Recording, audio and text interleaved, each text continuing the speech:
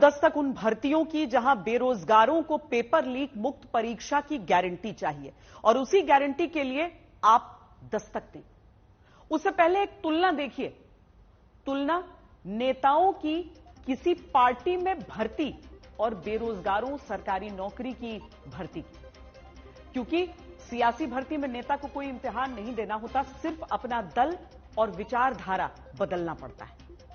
सरकारी भर्ती के लिए लाखों बेरोजगार युवाओं को अपने पूरे जीवन की मेहनत झोंकनी पड़ती है। नेताओं की सियासी भर्ती में जल्द किसी पद टिकट की गारंटी होती है, बेरोजगारों की सरकारी भर्ती में जल्द नौकरी मिल जाने की कोई गारंटी नहीं होती। नेता पार्टी दफ्तर में शान से जाकर दूसरे दल में अपनी भर्ती की रसीद कटाते हैं और मीडिया के कैमरों की फ्लैशलाइट में मुस्कुराते हुए भर्ती हो जाते हैं, लेकिन बेरोजगार उधार का पैसा लेकर ट्रेन में भेड़ बकरियों की तरह ठूस कर भर्ती का इम्तिहान देने किसी दूसरे शहर के सेंटर जाते हैं। नेताओं को दूसरे दल में भर्ती के बाद औसत 1 साल के भीतर कोई पद, टिकट, जिम्मेदारी मिल जाती है।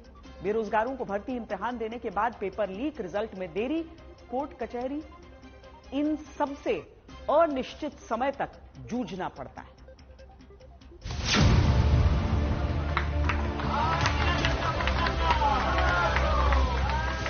भर्ती 2.5 अक्षर का शब्द है।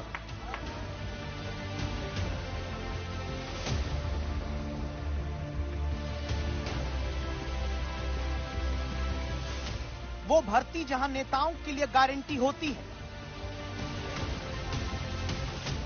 अपने विचार और दल बदल देने के बाद किसी और दल गठबंधन के साथ भर्ती हासिल करके पद, प्रतिष्ठा, टिकट, कुर्सी, सत्ता और रसूख पा जाने की, जहां नहीं होता कोई विवाद, चट भर्ती पट नियुक्ति वाला फॉर्मूला काश देश के बेरोजगारों को सरकारी भर्ती में भी मिल जाता। आप कहेंगे क्यों? तो कुछ उदाहरण देख लीजिए। अशोक चौहान 13 फरवरी को बीजेपी में भर्ती हुए, 14 फरवरी को राज्यसभा का टिकट मिल गया।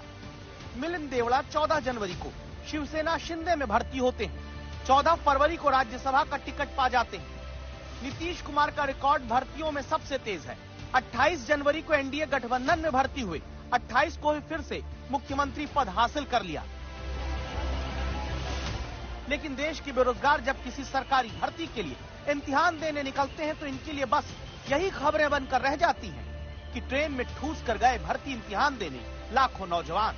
ऐसा इम्तिहान जहां भर्ती परीक्षा होने से पहले ही ट्रेन में बैठकर जाना अग्नि परीक्षा बन जाता है।